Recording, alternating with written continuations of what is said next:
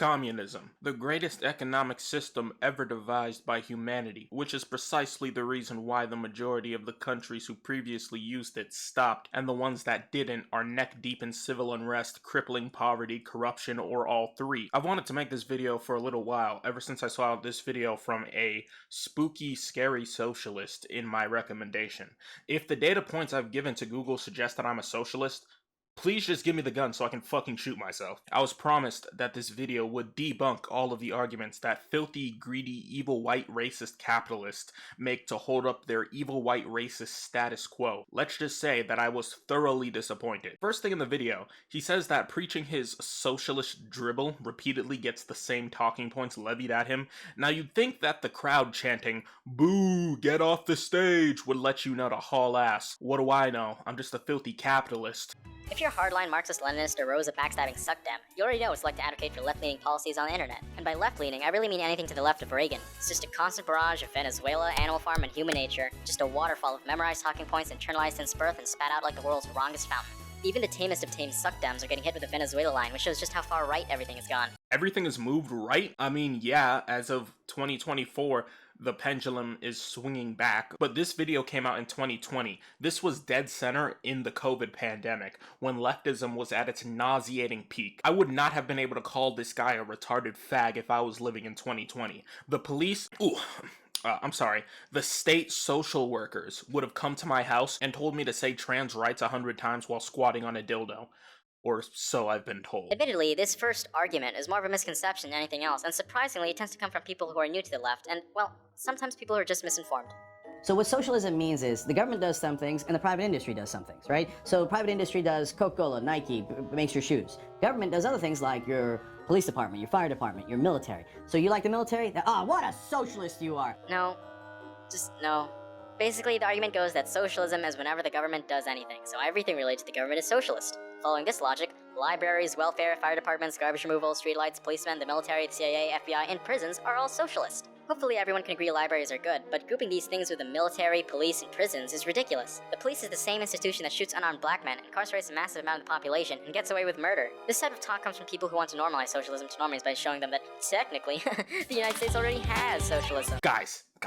He's so close to getting it. He's this close to getting it. He's this close to understanding it. But unlike me, when I was doing it with your mom, he's a little short. Our tax dollars are going to pay for anything without our express consent, not democratic consent, but individual consent is inherently authoritarian. But we let these things slide because they all do more harm than good. Also, this guy's gonna die when I show him how many black people attack cops rather than vice versa. This is how you know this video's from 2020, because of this retarded St. Floyd virtue signal instead of bringing up an institution that actually provides next to no benefit, like the Department of Education. And while I agree that normalizing socialism is good, at the same time, it's not good to basically deprive it of all meaning. So, what is socialism? Well, it's common ownership of the means of production, distribution, and exchange. Related to that is communism, which is a stateless, classless, and moneyless society with common ownership of the means of production. This is something communists do a lot, which is hilarious. See, they know nobody in their right mind would accept communism, so they'll gas up socialism because they know that socialism is to communism what Charmander is to Charizard. It's just in its first form. But wait, wasn't the Soviet Union and all those other places communist? How could they be when there was still a state? Well, they were run by communist parties, so they are in the sense that they were trying to achieve it, but strictly speaking, they hadn't achieved a communist society. No. You can't complain about people on the other side saying the same thing over and over and over again when you're doing the same shit. Every time a communist opens their mouth, it's, "Oh, it wasn't real communism." Think of me, an overweight black guy trying to climb a tree. I grab on and try to pull myself up, but I can't do it. How many times do you think it would take me to realize that I can't do it? According to socialists, I'd never know for sure whether I could do it until I did it. Although this isn't a really, one-to-one analogy, because, at least in real life, if I tried over and over again over, consecutive days, weeks, and months, eventually I'd build up the strength to be able to climb up the tree. But yeah, that flawed analogy is the same unconvincing argument that people use for aliens, God, the simulation theory, so on and so forth. Well, you can't prove that it isn't true. No, but I can look at the data and say, statistically, it's not happening anytime soon, so get the fuck down from there. Also, one thing I want to clear up, the reason why I believe in God is because I can believe in God while acknowledging that God's existence is an unfalsifiable theory. I can't prove that God is real any more than you can prove that he isn't. But the difference between believing in socialism and believing in God is that believing in God doesn't hurt you. Now, your belief in God can be weaponized against you, but the belief itself can't hurt you. On the other hand, socialism has a long track record of doing tangible damage to people who believe in it, even when they don't live in a socialist society, ironically enough. That's enough definition squabbling. For the sake of streamlining the video, I'll just call any country that advertises itself as communist or socialist as a communist or socialist country, even if it's a bit of an oxymoron considering the definition. Oh, so he acknowledges that socialism is the same shit in a different toilet. Good. The image that comes to most people's mind when communists or socialists talk about wanting more equality is that of a bland, boring dystopia where everyone is forced to be equal. Communism would essentially force everyone to become part of a hive mind, or at least that's how the general idea goes. However, the idea that more equality means suppressing the talented elite to the common level of the masses is just wrong. When communists say we want more equality, they mean freeing the masses so they can unleash their suppressed talents.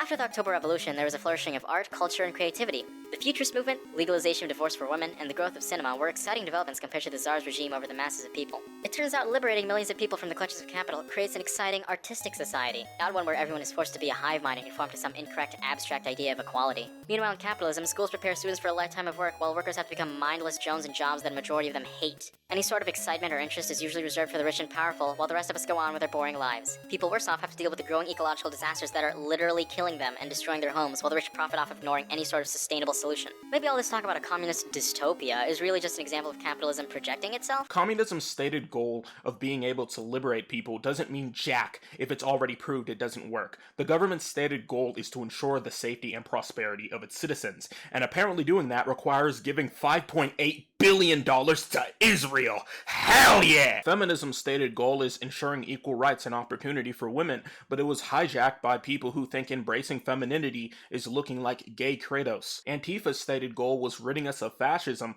but they haven't found much of it yet, and I'm starting to think that there might not be any. And the straw man of capitalism being a dead-end lifestyle is stupid.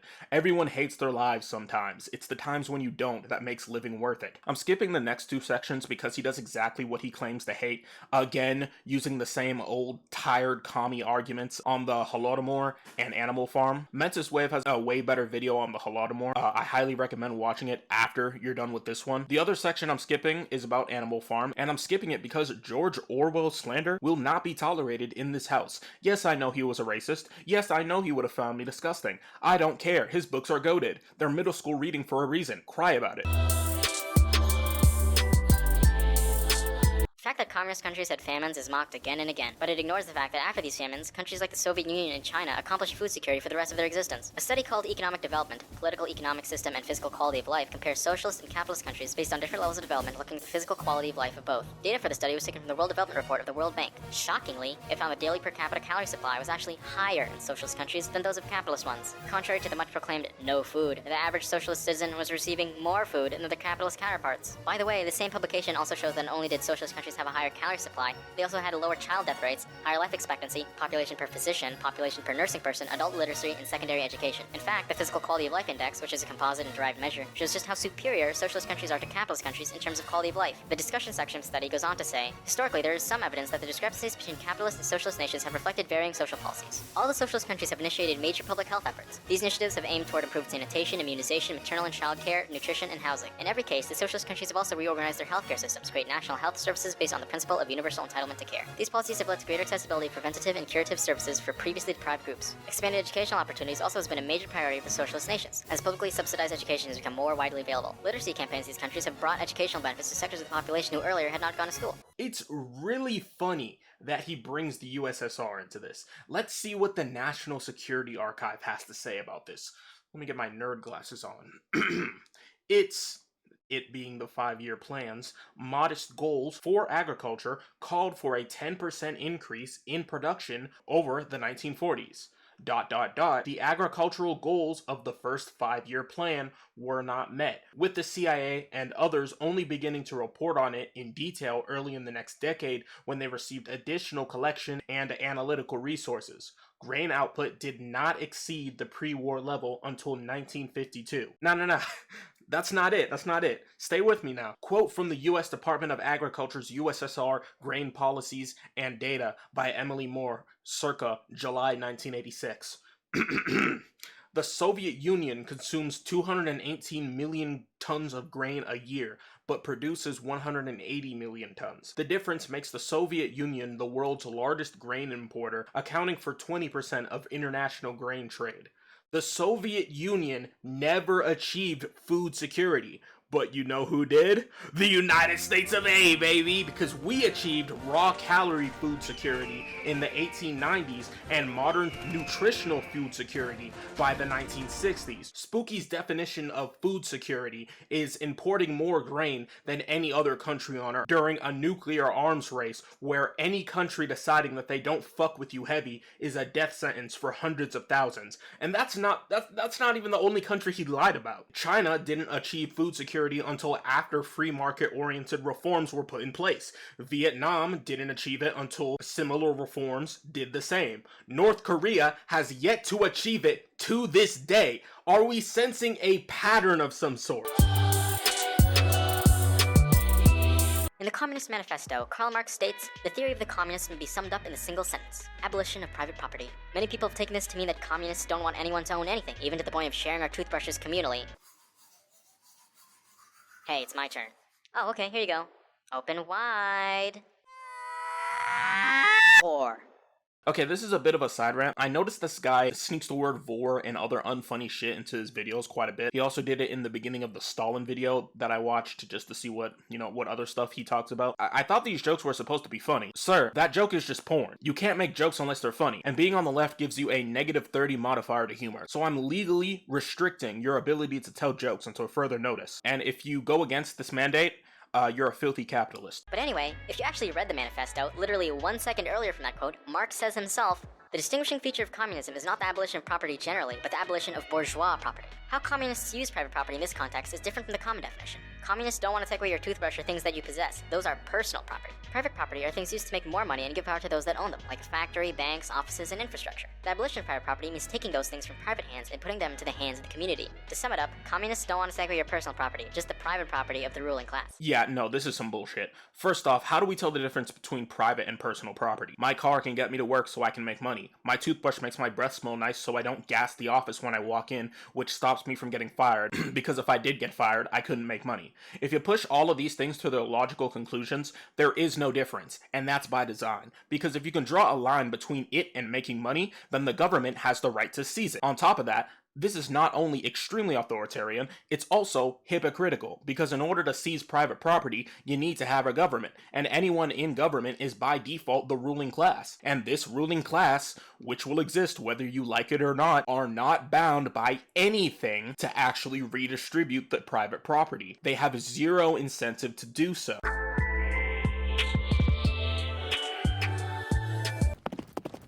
But under communism, wouldn't a janitor be paid the same as a doctor? Doesn't that discourage innovation? Just like every single argument against communism, this one completely misunderstands what it is. What the question misunderstands is that socialism, which is probably what was meant, doesn't mean everyone is paid the same, just that everyone has common ownership of the means of production. And as I'll cover in the next section, there are more things than just money that incentivize humans. As for innovation, just ask yourself which country went to space first. Which country industrialized at a rapid pace, turning from a backward semi-feudal country to a world superpower? If you're looking for innovation in socialist countries, there's plenty there. Historical examples of socialism, like the Soviet Union, have provided free healthcare, education, subsidized housing that foster an environment for learning. On the other hand, capitalism gives you extortionate prices for healthcare, thousands of dollars in student loan debt, and rent payments to your parasitic landlord. Imagine how many possible scientists or visionaries have died before they could achieve anything because they were unlucky enough to be born in a poor family under capitalism. You could say the same thing about someone who was born in Ukraine during the Holodomor. He would have been so great if he didn't starve to death at 3 years old. If it conflicts with profits, capitalism also often ignores and discourages science, like in the case of oil companies denying climate change. Any innovation that does take place is usually for the benefit of the capitalists, not us. Ask yourself why, when a new machine or program that can replace workers gets created, workers get laid off. The answer is that capitalists are calling the shots and want to cut costs to make make sure that they can make as much profit as possible. Under socialism, where there's common ownership of the means of production, this type of innovation wouldn't result in layoffs, but rather pay raises and less working hours. Why would the workers fire themselves? Alright, that's cool, bro.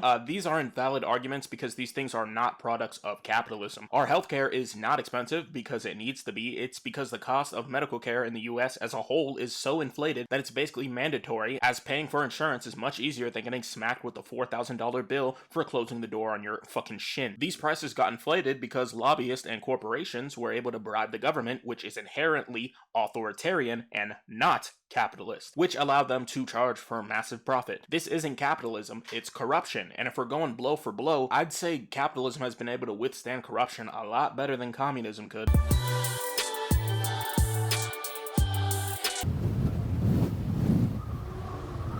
Communism will never work because of human nature. Humans are too greedy and lazy to do stuff unless we had a monetary incentive like we do in capitalism. Well, let's see. What other incentives could there be besides gaining money and power to get people to do stuff? I don't know, what about survival, bettering another person's life, passion, satisfaction with your work, curiosity, boredom, an output for creativity, necessity, and companionship? What do you think happened before capitalism came about? Did people just sit down in caves and die from hunger because they didn't have any monetary incentive? I'm hungry, wanna go gather some berries? Are you gonna pay me money? What's that? And speaking of pre-capitalism, humans spent hundreds of thousands of years living in a primitive form of communism where we lived communally. Incentives to work and human nature aren't static things, they're shaped by the mode of production that we live under. If we look at history, there are huge differences in human behavior throughout the world, and to simplify it all down to a monolithic human nature is ridiculous. As the famous saying goes, to look at people in capitalist society and conclude that human nature is egoism is like looking at people in a factory where pollution is destroying their lungs and saying that it's human nature to cough. There's a slight issue in your reasoning, Rotato Chip. The problem is that while money didn't exist, capital did, and free trade also did as well. These things incentivize progress. For instance, a fisher who knows he can trade his fish for leather from the neighboring tribe will be more likely to strive to catch more fish. This is free market trade, just scaled way down. On top of that, there are some passions that are objectively less beneficial than others. Not every profession is of equal value. A capitalist caveman who is disabled could still make stone tablet paintings to trade for goods, and as he honed his craft, he'd be able to secure more goods for his tribe. Now, he'd probably never bring in as much raw value or raw capital as a hunter or a gatherer, but on the other hand, a communist caveman would have no incentive to do this. I mean, yeah, he could do it. He likes drawing, but what does it matter? He'll still eat anyways. Who cares? Why should he want to better the tribe when he gets the same amount of food either way? That's the reason why communism and socialism can't work. It isn't because we just don't want to give everyone equal stuff. It's because when you start doing that, people get lazy. A common argument against the far left is that, if you think about it, the far left is actually as bad as the far right. I mean, one side advocates social justice and economic equality, while the other side advocates for ethno-states and the subjugation of races of people. Jokes aside, there's an unironic strain of people who believe in horseshoe theory, that the far left is just as bad as the far right because both use violence and stuff. Such compelling evidence. Of course, horseshoe theory completely ignores any sort of deep analysis of communism or fascism. But what about the Nazi Party? Nazi stands for National Socialism, so doesn't that mean they were the same as communists? Yes, that's true, but both the German Nazis and Italian fascists purposely made sure to appear leftist to appeal to the people and muddy the waters. Apparently, they did a good job because centrists are still falling for it to this day. If we look at fascism itself, we can see that it's actually closer to capitalism than it is to communism. Fascism began when capitalists needed to revitalize profits, but were stopped by those pesky unions. So capitalists funded fascism in Italy and Germany, and once in power, those same fascists suppressed communist parties, labor unions, lowered taxes on the rich, outlawed strikes, privatized state-owned companies, and generally supported business. The word privatization was literally coined to describe fascist policies. To argue that fascism is left-wing or the same as communism would be to ignore who supported fascism and what fascism did. In reality, instead of a horseshoe, I would argue that ideology is more of a fishhook, with the far right sharing more in common with the centrists, who are ready to support fascism as soon as profit levels drop. See, he was cooking there for a second when he said that a horseshoe theory is flawed, but then he started on some holier-than-thou retardation. The whole point of horseshoe theory is that it doesn't matter what your goals are. The minute you're willing to trample on your fellow man to get to them, you are in the wrong. For instance, income equality sounds good until you realize that someone that works in the mines year-round being paid the same amount as a barista makes 0 sense. Social justice sounds great until you realize that there are just some people who are just genuinely bad people through and through who take pleasure in hurting others. And oppression in this context sounds bad until you realize that the far left's definition of oppression is being forced by their mom to make an account on Indeed.com. So while he is correct that the far left and the far right aren't the same, Horseshoe theory beat his ass in this case, because it's not measuring the intent of people on each side, but the methods used to achieve them. The only way to instate communism is through authoritarianism, forcing people to comply, seizing property. That's authoritarian, which makes it a horseshoe. And when Antifa uses the same fear-mongering tactics as white supremacist groups, with the mainstream media all but refusing to acknowledge their existence until it becomes so obvious that they're forced to say, oh, well, I mean, Antifa does exist, but it's actually a good thing, guys. This all makes me wonder if this guy is either blind or schizophrenic, because there's no other explanation for his blatant blue washing of history. On top of that, he argues that fishhook theory is more accurate because of the center's tendency to take far-right opinions on certain issues. This is fucking dumb, because a white supremacist could do the exact same thing the other way around, and they'd have a lot more ammo to work with, considering how leftist the mainstream media, Hollywood, tech, etc. have been for the past 20 years. For instance, I could make a leftist fishhook because people in the center treat other races as equals, and as such, we could make the assertion that any ideology that refuses to acknowledge a superior race is inherently far left. Yeah, this shit is basically the I made myself the Chad Wojak in political compass form.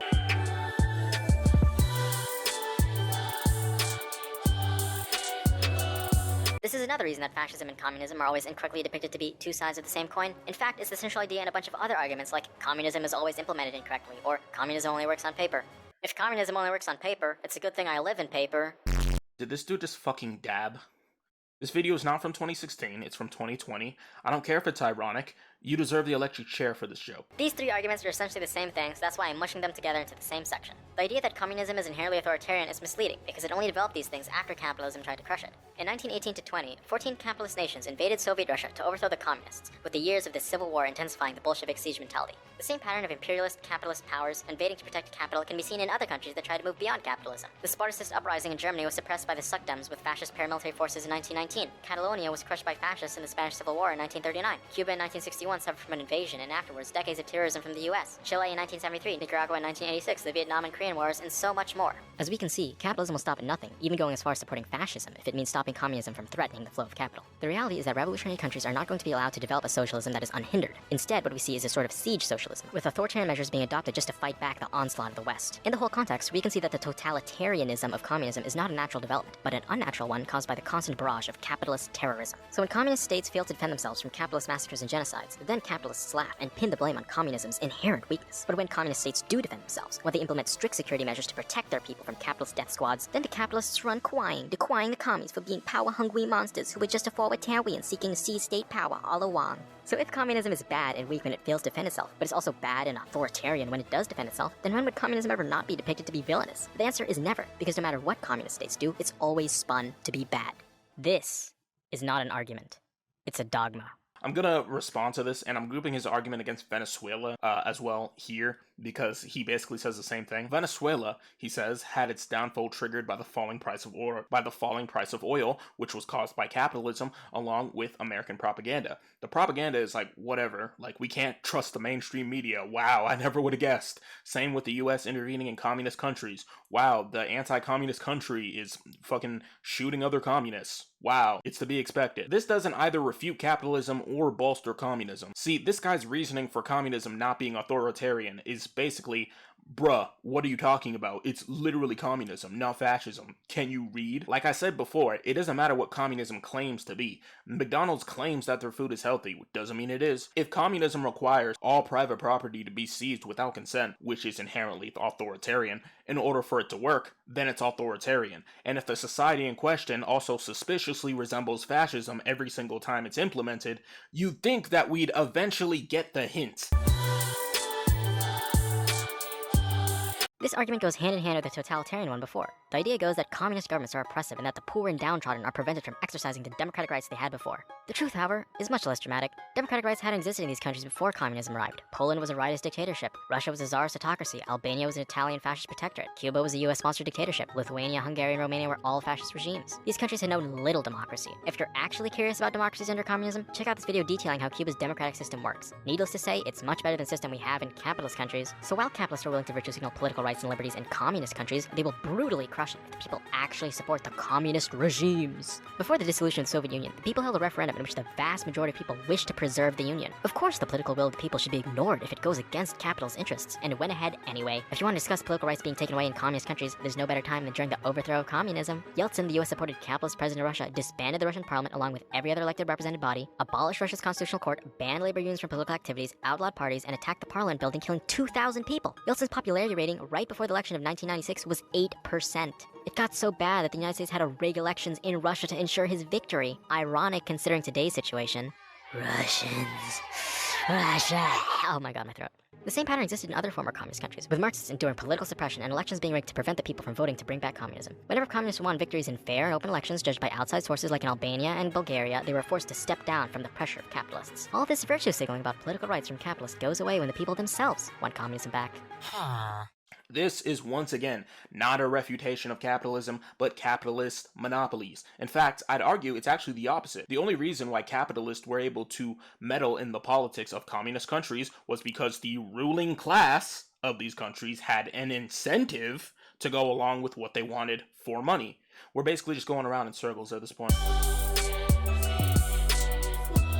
Wow, look at that. Breadlines for the hungry people under communism. How shameful. This is obviously proof that communism doesn't— wait a second. These are pictures from the Great Depression, a failure stemming from capitalism, not communism. Although it's a common stereotype that communists are bad with economics, it's often because they get the short end of the stick. Many countries were faced with decades of maldevelopment and exploitation when communism arrived. The devastation of war amid widespread poverty and misery in Eastern Europe, China, and Russia. Communism rebuilt these countries from the bottom up, leaving them in much better shape than when they found them. In contrast to communists building up formerly destroyed nations, capitalism destroyed the economies of former communist nations. When capitalism arrived in these countries, real income shrank around 30 to 40%, rent and real estate prices soared, inflation increased, consumer spending decreased by 38% in Russia, poverty and homelessness was commonplace, death rates from suicide, illness, and infant mortality increased, security for workers became essentially non-existent, and unemployment rates went as high as 30%. Keep in mind that before capitalism arrived, communist countries had full employment, free healthcare, widespread literacy and education, along with strong worker benefits. Of course, capitalists will say, the transition to capitalism and free markets will obviously have a period of hardship, but it's only temporary until economic prosperity magically appears. But guess what? They've been saying it for decades, left at the store to go get cigarettes, and haven't come back since. It only takes a quick look at Latin America to prove that something's up. As an afterthought, it's funny how capitalist apologists will laugh at breadlines in communism, but ignore the fact that there are already breadlines under capitalism. It's called the grocery store. Most of these countries were dictatorships and kingdoms beforehand, so obviously a system like communism would be a marginal improvement, like choosing to build your house out of sticks rather than hay. The problem is that it will never be as sturdy as a brick house. Communists aren't bad with money because they're dumb or anything. They're bad with money because controlling the means of production for entire industries, for an entire country, is impossible. Even with today's technology, it's a shot in the dark. With capitalism, a company can see that shirts are selling well and start producing more. The reward is more money, so when they start making more money, they know they're doing something right. And when demand falls, they'll know because of how much extra inventory they have, so they can stop wasting money on making more stuff. But with communism, you wouldn't be able to tell how many more shirts to produce, and when you eventually do figure out that you need to make more shirts, you'll either undershoot or drastically overshoot, leaving people bare-chested for weeks and incentivizing the creation of black markets, aka free trade, or wasting tons of money and energy on importing tons of fabric that you don't need. It's not nearly as efficient, and efficiency is king. Why do you think so many YouTubers are addicted to Factorio? Optimization is like crack for the white man. Alright, I'm pulling the plug here. The rest of his points in this video are either ad hominem or some previous points that he's already said, just like mashed together in a like fucking homunculus. This video is long as shit, but this channel isn't monetized, so I have no incentive to watch the rest of his.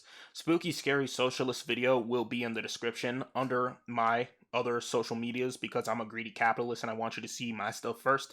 Please don't harass him, alright? Don't make fun of him for being for drinking the leftist Kool-Aid, alright? I donated to the Democratic Party. I hope they find a cure. That's all I have to say. Have a great day and a good night. I was just a kid in the suburbs doing alright. Then I became a young nigga overnight. When I catch low it's gonna be on site. 4.5s and ARPs. Up in the trenches with my new family. And a gang that's built on loyalty.